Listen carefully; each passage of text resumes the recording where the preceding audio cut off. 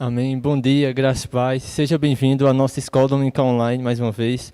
É uma grande alegria mesmo e honra ter você conosco nessa manhã. Bem, antes de nós darmos início àquilo que nós vamos estar conversando e compartilhando nessa manhã, gostaria de orar com você. Pai, nós te damos graças por essa oportunidade, Senhor, de ouvirmos a sua palavra, Senhor, de crescermos no conhecimento do Senhor. Sim, Pai, a sua palavra foi revelada a nós para que nós pudéssemos compreendê-la. Essa é a sua vontade, que possamos chegar ao pleno conhecimento da verdade. E nós cremos, Senhor, que o Senhor está conosco, Pai, nessa caminhada em te conhecer. Eu te agradeço por cada um que está conectado mesmo nessa manhã. Pai, eu oro para que a Tua palavra, Pai, encontre lugar dos nossos corações e ela possa produzir frutos, Senhor. Que possamos crescer, Pai, em confiar e na nossa fé na Tua palavra. Sim, Pai, depositar a nossa fé e o nosso coração por inteiro no Senhor. Nós te damos graças em nome de Jesus. Amém. Amém. Obrigado. Amém.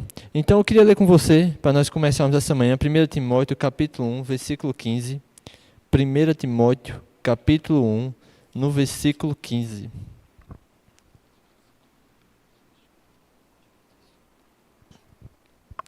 Diz assim: Fiel é a palavra e digna de toda aceitação, que Cristo Jesus veio ao mundo para salvar os pecadores, dos quais eu sou o principal. Eu acho interessante aqui nessa passagem, Paulo ele reforça a autoridade e o poder da palavra. Ele diz: fiel é essa palavra e digna de inteira aceitação. Sabe, nos tempos atuais, na verdade há muito tempo atrás, pessoas se levantam para contrariar ou desacreditar ou invalidar a palavra de Deus. Algumas pessoas vão atestar de que essa palavra é falsa, de que a Bíblia ela erra, de que a Bíblia precisa ser atualizada, de que nós não podemos confiar plenamente ou depositar a nossa confiança ou a nossa maneira de viver pela palavra. Mas isso é um engano. E é importante nós entendermos isso porque a palavra de Deus é a base da nossa fé. Afinal de contas, como é que a gente testifica que uma palavra, uma profecia que recebemos da parte de Deus, ela é verdadeira, que algo, uma direção que precisamos tomar para a nossa vida, ela é correta? Nós testificamos ou confirmamos isso pela palavra. Mas se essa palavra aqui for considerada como inválida, como não confiável, logo nós ficamos sem direção. O salmista diz no Salmo 119, lâmpada para os meus pés e luz para o meu caminho é a tua palavra. A palavra ela nos guia, ela nos conduz, ela endireita as nossas veredas, ela nos mostra o caminho que devemos seguir. A palavra de Deus, ela de fato é a verdade. Mas se nós tirarmos esse fundamento, nós ficamos sem norte, sem base. Afinal de contas, a palavra é de fato essa base, o fundamento da nossa fé. E como numa torre, se nós arrancarmos a base de uma vez, ela vai cair assim também. Uma vez que nós tivermos essa palavra como inválida, como sem credibilidade, todo o resto que nós possamos utilizar para argumentar ou para conferir a nossa fé, ela se torna inválida. Afinal de contas, como nós confirmamos a nossa fé em Deus, o caráter de Deus, senão pela palavra? A Bíblia diz que ninguém viu a Deus, mas Cristo o revelou. E os registros que nós temos a respeito do ministério de Jesus e as palavras dos apóstolos estão aqui nesse livro. E por isso, essa manhã, nós vamos responder a essa pergunta. A Bíblia é de fato um livro confiável? Será que nós podemos de fato confiar naquilo que ela diz?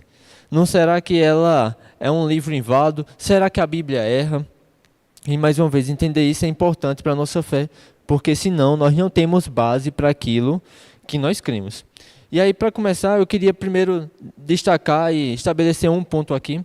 Sabe, nós cremos na doutrina, no ensino da inerrância bíblica. O que é isso? Por mais que seja uma palavra talvez um pouco diferente, mas inerrância é apenas a crença de que a palavra ela não erra. Nós não acreditamos que a palavra, que a Bíblia contém erros, mas que em tudo aquilo que ela se propõe a falar, uma vez que nós conhecermos o seu contexto, os seus originais, nós vamos testificar e confirmar que a palavra é verdade e que a palavra está correta. Certo escritor disse certa vez que inerrância significa que quando todos os fatos forem conhecidos, as Escrituras, em seus originais e devidamente interpretados, serão mostrados como totalmente verdadeiros em tudo o que afirmam, seja isso relacionado à doutrina, ou à moralidade, ou às ciências sociais, físicas ou da vida. Independente de qual seja o assunto, aquilo que a palavra de Deus fala é a verdade, ela está correta. Eu não sei se você já passou por alguma situação em que alguém se levantou para comentar ou abordar uma certa situação, um certo acontecimento, e ela começa a falar, olha, isso aconteceu, e isso foi errado, até que alguém traz a luz e diz, não foi assim que aconteceu. E naquele momento ela abre os seus olhos e entende, agora eu sei que de fato aquela notícia era verdade, era correta. Da mesma maneira é com relação à palavra de Deus. A palavra, ela sempre está certa, ela é a verdade, ela não falha, ela não erra. E se nós estamos achando que ela está em falha, em falta, errada, possivelmente é porque nós ainda não a conhecemos. Mas por que nós entendemos que a palavra de Deus, ela de fato é a verdade? E eu quero ler primeiro com você em 1 Timóteo ainda, 2 Timóteo, capítulo 3, no versículo 16. 2 Timóteo 3, 16.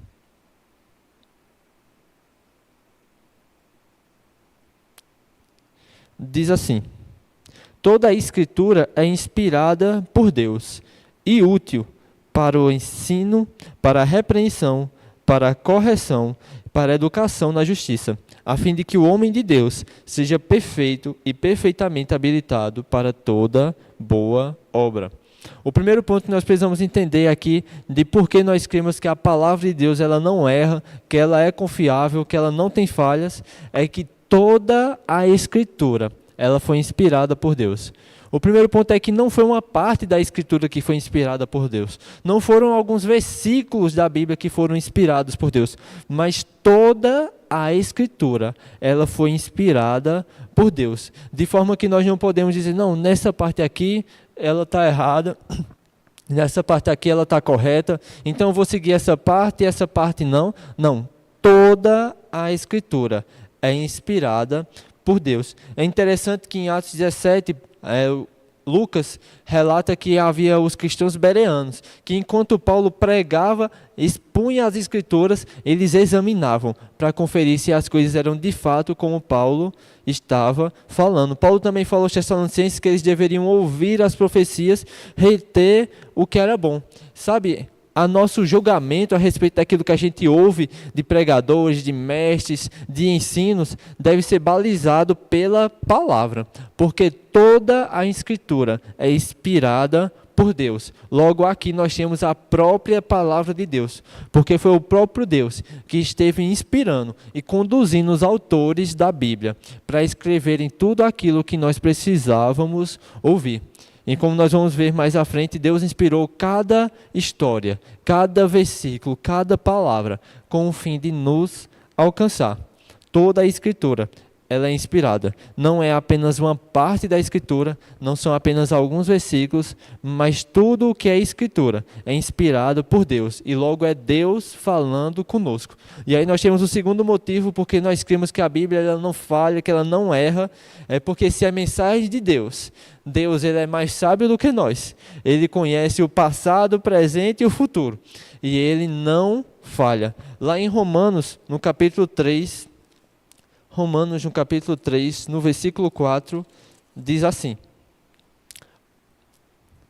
Romanos 3, versículo 4, diz assim: de maneira nenhuma, seja Deus verdadeiro e mentiroso todo homem, segundo está escrito, para seres justificados nas tuas palavras e venhas a vencer, quando fores julgados. Seja Deus verdadeiro e mentiroso todo homem. A Bíblia diz que Deus não mente. Deus ele é a própria verdade. O diabo é o pai da mentira. Nosso Deus ele não tem sombra nem variação. Ele é o mesmo ontem, hoje e eternamente. E a mensagem dele carrega também o seu caráter. O nosso Deus é um Deus fiel.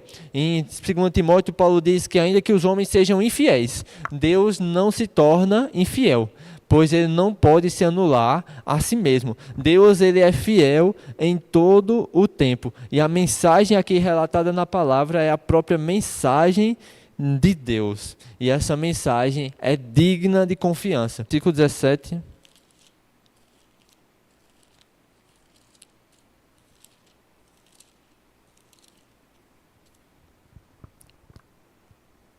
Nós vemos aqui Jesus também falando a respeito das Escrituras. Ele diz assim: não penseis que vim revogar a lei ou os profetas. Não vim para revogar, vim para cumprir.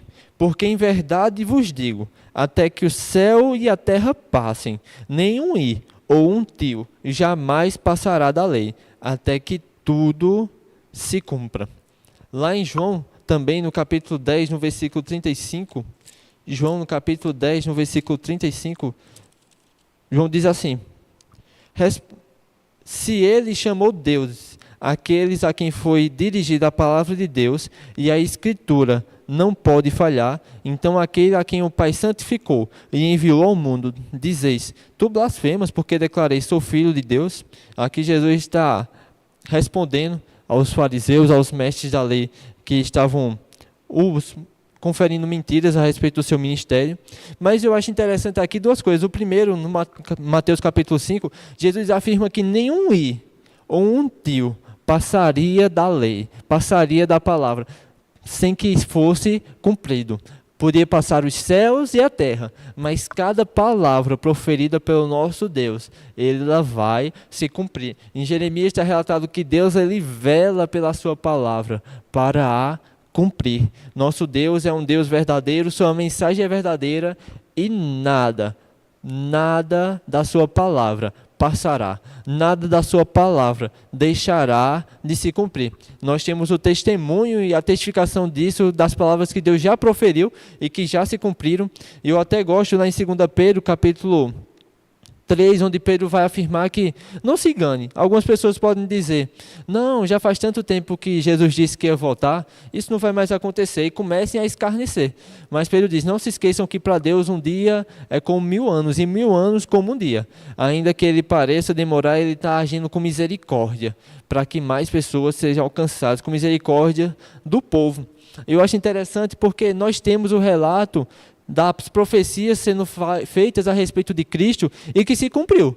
E até há uns 2 dias atrás nós estávamos celebrando o cumprimento dessas palavras. Palavras essas em que profetas e homens de Deus foram inspirados para falar, proferir, e que vieram se cumprir 700 anos ou até mesmo anos mais de distância. Por que é importante nós entendermos isso? Porque não importa quanto tempo passe, mas pode passar o céu e a terra, mas a palavra de Deus, ela se cumpre. Inclusive, o nosso Senhor, ele vai voltar, porque a palavra de Deus, ela irá se cumprir. Jesus disse que nenhum i ou um j poderia passar da lei. Lá aqui em João capítulo 10 diz que a Escritura de Deus, ela não pode falhar, ela não pode ser anulada. Por isso nós cremos que a Escritura, ela não erra. Nada que está relatado na palavra está errado, falho ou é digno de falta de credibilidade. Pelo contrário, tudo que está escrito foi inspirado por Deus e é digno da nossa aceitação. Outra questão interessante que nós podemos ver, lá em Mateus, no capítulo 22, Mateus, no capítulo 22, no versículo 32,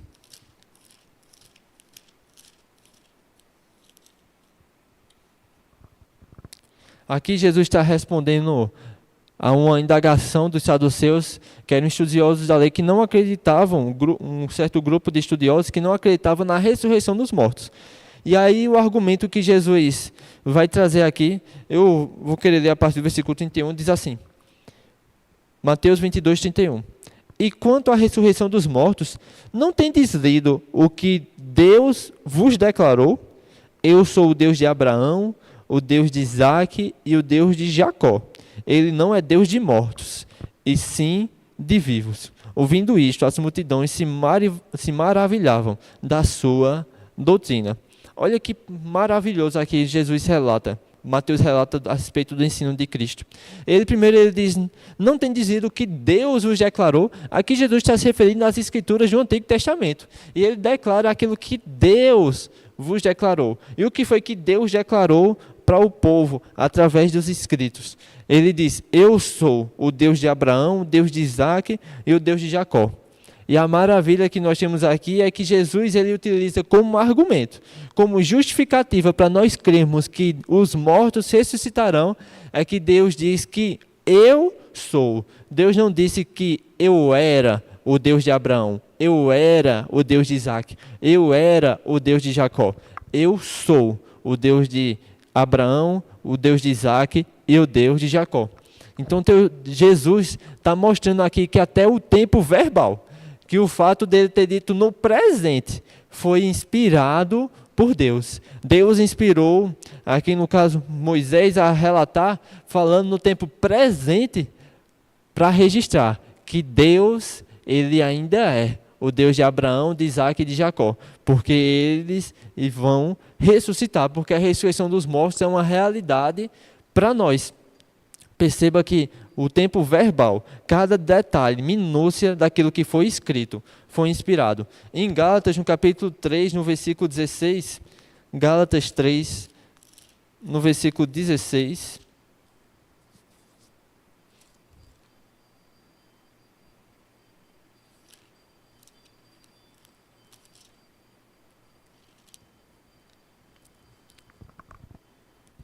diz assim: ora, as promessas foram feitas a Abraão e ao seu descendente. Não diz, e aos seus descendentes, como se falando de muitos, porém como de um só. E ao teu descendente, que é Cristo. Olha que maravilha, nós temos aqui também o apóstolo Paulo defendendo sobre a nossa salvação através de Cristo e como a promessa de Deus feita a Abraão de que ele abençoaria nações através do seu descendente. Paulo destaca que a palavra das Escrituras não fala aos descendentes, mas ao descendente. Mas como é que Paulo poderia ter tanta segurança de que não havia uma falha? E se a pessoa quando escreveu, e se quando Moisés escreveu, ele errou e ao invés de botar descendentes, ele esqueceu de botar no plural e botou só descendente. E no final das contas foi apenas um erro. Poderia Paulo usar as Escrituras a esse ponto para justificar a nossa fé? Poderia ele atentar para os detalhes daquilo que foi escrito? Isso só seria possível se a palavra, se a Escritura, ela não errasse. Não existem erros nas Escrituras. Tudo aquilo que está escrito, registrado, até o tempo verbal, presente, futuro ou passado, até uma palavra sendo usada no plural ou no singular, tudo isso foi inspirado por Deus. E por isso nós também podemos crer e confiar que a palavra não erra, que ela é confiável. Lá no Salmo 119, no versículo 142, Salmo 119, versículo 142.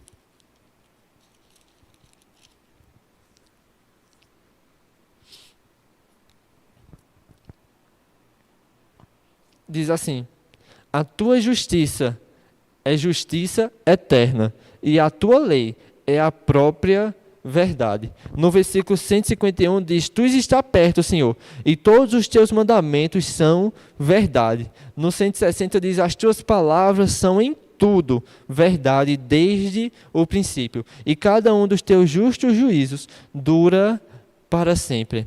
Em João capítulo 17, versículo 17, Jesus falando sobre as palavras de Deus, diz: a tua palavra, ela é a verdade. A palavra de Deus, ela é confiável, ela é a verdade. Eu amo quando nós observamos isso, que nós podemos confiar em tudo que está escrito. Algumas pessoas podem dizer: não, nós podemos confiar apenas em algumas passagens a respeito da salvação. A palavra só não erra quando se refere a alguns milagres, a algumas histórias. Não, aquilo que a palavra diz é apenas uma alegoria, mas nós vemos que essa não é a realidade até do próprio ensino de Jesus. Jesus entendia com tanta força de que a palavra e as escrituras têm autoridade divina e autenticidade mesmo do próprio Deus, que quando o diabo tenta ele no deserto, ele diz: ei, diabo, está escrito.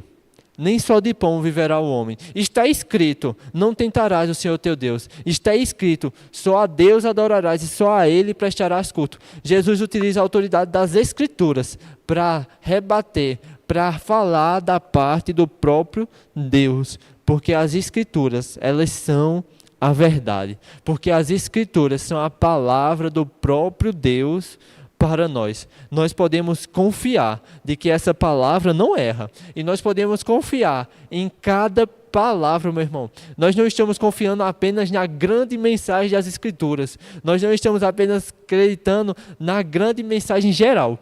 Nossa confiança está em cada detalhe das Escrituras. E é por isso nós podemos nos esmerar, nos dedicar ao estudá-la, a compreendê-la, porque é a palavra de Deus.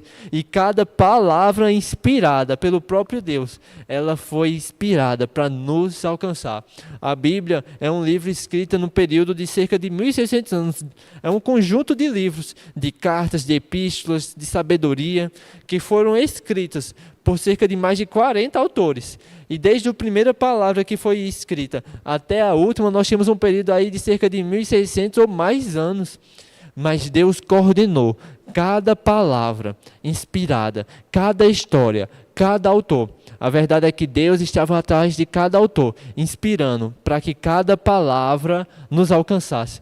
Não sei como nós podemos desprezar tamanha palavra, ou não nos dedicar, nos interessar em estudá-la e compreendê-la, sendo que é a palavra do próprio Deus, para mim e para você. Vale a pena estudar e confiar e se dedicar a entender cada palavra aqui escrita, porque a Bíblia, ela não erra. Nós não cremos que a palavra de Deus erra. E não cremos que apenas parte dela não erra. Nós cremos que toda a Escritura é inspirada. E toda a Escritura não erra. Cada detalhe, seja gramática, seja ciência, seja física, seja filosofia, seja a história da redenção. Tudo isso está correto. Agora, a gente abrir aqui alguns parênteses, algumas ressalvas. Primeiro, é que acreditar que a Bíblia não erra, que é inerrante, que ela não tem falhas, não é afirmar que as cópias da Bíblia sempre estão corretas. Nós cremos que a palavra no seu original, aquilo que foi inspirado inicialmente, isso não contém falhas, isso não contém erros, porque nós vamos ver daqui a pouco também sobre as cópias que foram feitas da Bíblia. Mas uma vez que nós conhecermos os originais, entendermos o contexto daquela época, nós vamos atestar, testificar e confirmar que a palavra de Deus, ela não falha. E outro ponto importante é que as traduções, elas não são sempre perfeitas. Talvez alguém possa argumentar, mas como a palavra de Deus ela é confiável, e nós podemos confiar em cada palavra que está definida e utilizada ali, se quando eu pego a versão NVI e eu pego a versão Almeida Revista Atualizada, eu encontro diferentes das palavras. Ali nós temos traduções daquilo que é o original. A Bíblia foi escrita originalmente, o Velho Testamento em hebraico, algumas partes em aramaico, e o Novo Testamento em grego. No grego conhecido como grego koiné, o grego que era popular da sua época. Mas quando nós conferirmos, nós estudamos, nós aprendemos aquilo que está escrito nos originais, nós podemos testificar e confiar naquilo que está escrito. Por isso nós estudamos mesmo a palavra. Por isso nós pegamos mesmo traduções e versões diferentes para analisar aquilo que está escrito. E hoje nós temos acessível mesmo a nós muitas ferramentas como dicionários bíblicos, em que nós podemos ir nas palavras originais para compreender o sentido exato de cada palavra. Nós temos aplicativos em que você dá 2 cliques numa palavra e aparecem os vários significados daquilo que está escrito. A inerrância da Bíblia não significa que toda tradução ou toda versão atualizada da Bíblia ela vai estar correta, mas que os seus originais, aquilo que foi escrito, inspirado, obrigado, ele sempre vai estar correto. Outra coisa importante nós entendermos sobre o que não é inerrância, algumas pessoas podem dizer, mas a Bíblia ela se contradiz, porque alguns números não batem. E é importante nós entendermos que a Bíblia ela não se propõe a ser um livro exato, não é um livro de matemática. Ela não está ali para falar com exatidão cada número. Quando, por exemplo, você se reunir com sua família aí no Natal e eu pergunto, fulano, Quantas pessoas tinha na sua casa reunida no Natal? E você diz, tinha uns 10 pessoas. E na verdade tinham 11. Você não está mentindo por conta disso, nem está errando por conta disso. Você só está dando uma aproximação, porque não tem necessidade de você falar exatamente quantas pessoas exatas estavam na sua casa. E nós vamos encontrar passagens, por exemplo, em que alguns evangelhos falam sobre 70 discípulos e outros falam sobre 72, e não é por conta disso que a palavra está errando ou se contradizendo. É só porque algum autor achou que necessitava de uma certa precisão maior naquela passagem, outro autor identificava que não era necessário essa precisão exata. E nós fazemos isso a respeito de vários assuntos da nossa vida. Às vezes, nós, quando vamos falar da nossa altura para alguém, nós não temos necessidade de exatidão. Mas se a nossa altura para um exame, para algum teste, nós vamos ser exatos naquilo que nós vamos falar. Outra coisa importante é que a Bíblia ela não é necessariamente escrita para ser feita de forma exata cronologicamente. Os evangelhos não estão ali para fazer um registro histórico cronológico dos fatos, mas para relatar aquilo que Cristo fez para a nossa fé. O evangelho de João escrito para que ele pudesse ser, as pessoas pudessem crer no evangelho, no ministério de Jesus e receber a vida eterna. Outro ponto que as pessoas às vezes usam para dizer que a Bíblia se contradiz é dizer ou afirmar que quando o Velho Testamento é citado no Novo Testamento, não são citados exatamente como nós temos os registros na própria Bíblia. Mas também as citações no tempo bíblico não eram necessariamente feitas como é hoje, em que nós botamos as aspasinhas, separamos ao lado e escrevemos palavra por palavra. Muitas das vezes as citações que eram feitas já interpretavam a própria citação ou já eram parafraseadas para a época. Por que eu estou destacando esses pontos? É porque nós precisamos entender que esses pontos que às vezes são levantados como contradições da palavra, ou usadas para dizer que a palavra ela erra ou que a palavra ela falha, são, na verdade, às vezes, a falta de entendimento. Perdão. São, às vezes, a falta de entendimento daquilo que era a cultura ou que era o padrão daquela época. Então, a entender que a Bíblia é inerrante é, uma vez que nós entendermos o seu contexto, uma vez que nós entendermos os seus originais, que nós observarmos, nós vamos poder confirmar que ela não está errada a respeito de nada do que ela fala. Outro argumento que as pessoas às vezes levantam para dizer que a palavra, que a Bíblia não é confiável, é o engano ou o falso entendimento de como ela foi oficializada, de como ela foi construída, e entender esse meu construída bem entre aspas, porque as pessoas às vezes têm um falso entendimento de que os livros do Novo Testamento foi definido a partir de uma reunião de um certo grupo de pessoas, onde se reuniram e disseram, rapaz, por que a gente não pega esses livros aqui? A gente diz que eles são inspirados por Deus e a partir de hoje todo mundo vai ter que seguir esses livros. Como se partisse de um grupo de pessoas ou como se tivesse um grupo de pessoas que dissesse, a partir de hoje esses livros, eles são testificados, eles são atestados como livros inspirados por Deus. Mas isso é um engano. O Novo Testamento, ele foi construído, e esse construído também não é a palavra mais exata, mas a gente geralmente utiliza no estudo o termo recebido. Veja, por exemplo, as cartas e os escritos e os evangelhos, eles já eram tidos e bem reconhecidos como inspirados. Quando eles circulavam nas igrejas primitivas, quando Paulo mandava as suas cartas para as igrejas, Paulo sabia que aquilo que ele estava escrevendo era escritura de Deus. Para isso nós podemos ver lá em 2 Pedro, por exemplo, 2 Pedro capítulo 3, no versículo 16. 2 Pedro capítulo 3, no versículo 16.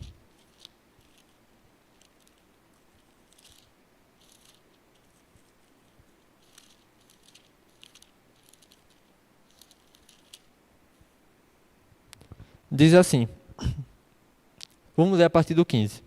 E tende por salvação a longanimidade do nosso Senhor, como igualmente o nosso amado irmão Paulo vos escreveu, segundo a sabedoria que lhe foi dada. Ao falar acerca desses assuntos, como de fato costuma fazer em todas as suas epístolas, nas quais há certas coisas difíceis de entender, que os ignorantes e instáveis deturpam, como também deturpam as demais escrituras, para a própria destruição deles.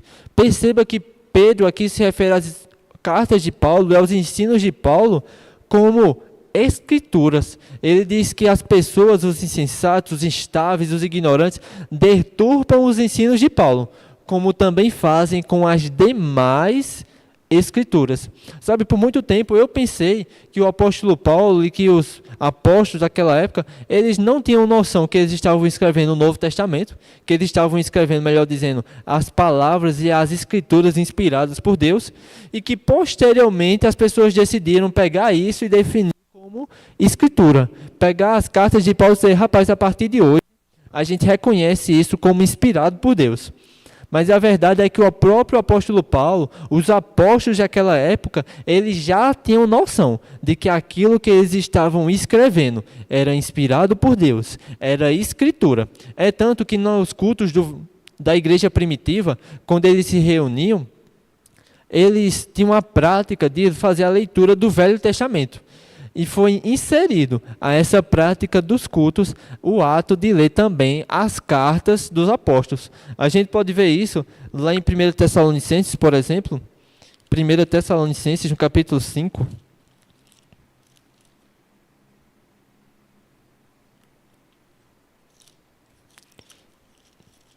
Primeira Tessalonicenses, no capítulo 5, no versículo 27, Paulo diz assim: conjuro-vos pelo Senhor, que esta epístola seja lida a todos os irmãos.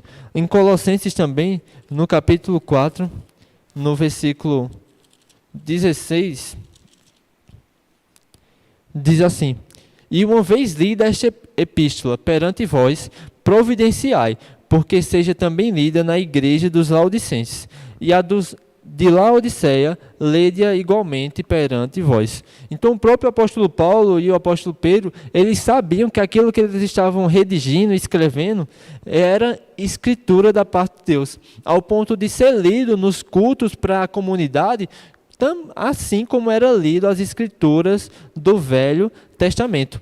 Em 1 Coríntios, no capítulo 14, no versículo 37, Paulo diz assim: se alguém se considera profeta ou espiritual, reconheça ser mandamento do Senhor o que eu vos escrevo.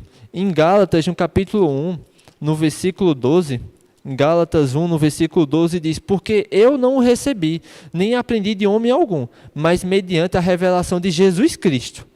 Porque ouvistes qual foi o meu proceder, outra hora no judaísmo, como sobremaneira perseguia eu a igreja de Deus e a devastava. Paulo, ele sabia que o seu ensino, as suas palavras, não eram apenas palavras de homens, não eram ensinos de sabedoria humana, como ele fala lá em 1 Coríntios capítulo 2, mas era revelação do próprio Jesus Cristo. E nós podemos confiar nas palavras dos apóstolos, porque o próprio Jesus falou que eles seriam inspirados pelo Espírito Santo. Eles aprenderiam aquilo que Jesus não poderia compartilhar com eles naquele momento, antes da sua crucificação. Mas o Espírito Santo, o Espírito da verdade, lhes ensinaria e faria eles lembrar de tudo o que Jesus anunciou. A verdade é que Paulo, os apóstolos, os escritores do Novo Testamento, eles sabiam que estavam sendo inspirados por Deus, pelo Espírito Santo, para escrever as Escrituras. E uma vez que nós entendemos que toda a Escritura é inspirada por Deus, logo nós podemos entender que aquilo que está registrado é confiável, não erra. É interessante que se nós formos em 1 Timóteo no capítulo 5, no versículo 17... 1 Timóteo capítulo 5, versículo 17, Paulo diz assim: devem ser considerados merecedores de dobrados honorários os presbíteros que presidem bem, com especialidades que se afadigam na palavra e no ensino. Aí agora ele vai trazer a base porque ele diz isso. Pois a Escritura declara: não amordaceis o boi quando pisa o trigo. Isso está escrito lá em Deuteronômio, no capítulo 25, no versículo 4. não amordaceis o boi quando pisa o trigo. E o segundo argumento, ele diz assim, e ainda o trabalhador é digno do seu salário. Mas eu lhe pergunto, nós entendemos que não amordaces o boi quando pisa o trigo, está escrito em Deuteronômio, no Velho Testamento. Mas onde está escrito na Escritura que o trabalhador é digno do seu salário? E está escrito no Evangelho de Lucas, no capítulo 10, no versículo 7, onde diz, Jesus dizem, fiquem naquela casa e comam e bebam o que derem a vocês, pois o trabalhador é digno do seu salário. Não fiquem mudando de casa em casa. Então o apóstolo Paulo, quando ele afirma que a Escritura declara, ele traz um versículo do Velho Testamento, não amordaces o boi quando pisa o trigo, e ele traz um versículo do Evangelho de Lucas. O trabalhador é digno do seu salário, porque ele sabia que o Novo Testamento, aquilo que estava sendo relatado, era inspirado por Deus. Então como é que foi feito e construído o que nós temos hoje como conhecido como o cânon? O cânon é a lista oficial dos livros que são reconhecidos como inspirados por Deus no Novo Testamento. Mais uma vez, não foi definido por um grupo de pessoas, esses livros já eram inspirados, eles já eram autênticos. O que foi feito foi um trabalho de reconhecer, de confirmar, de descobrir quais livros já eram reconhecidos pela comunidade. É interessante que Jesus, em João, no capítulo 10, ele afirma que as ovelhas, elas ouvem a voz do pastor e elas a reconhecem. E sabe, os livros que nós temos aqui no Novo Testamento eram livros que as igrejas, elas já reconheciam. Livro que as igrejas já testificavam que estava conferida com as palavras dos apóstolos. Não foram livros adicionados posteriormente. Sabe, se hoje alguém chegasse e dissesse, eu achei uma nova carta, a carta de Paulo aos paraibanos, e ele dissesse, rapaz, olha, está aqui o registro antigo, escrita em 10 depois de Cristo, isso é impossível, né? Mas escrito em 50 depois de Cristo, Paulo escreveu, eu achei, vamos adicionar o Novo Testamento, ela poderia ser adicionada? Não, porque as cartas que nós temos registradas aqui no Novo Testamento eram escritos, reconhecidos pela igreja daquela época, que estavam ali conferindo as palavras que ouviram do próprio Cristo, as palavras que ouviram dos próprios apóstolos, aquilo que estava redigido. As escrituras e as cartas do Novo Testamento não poderia ter sido feito por qualquer pessoa. Eram palavras feitas pelos próprios apóstolos. Nós também temos como motivo para o qual foi feito e definido os livros, as cartas do Novo Testamento, nós temos a autoridade dos apóstolos, ela precisava ter sido uma carta exposta às igrejas e reconhecida pelas igrejas. Certo autor diz que o mesmo Deus que deu a capacidade de inspirar os apóstolos a escrever as escrituras, é o mesmo Deus que capacita a igreja para reconhecer a palavra de Deus.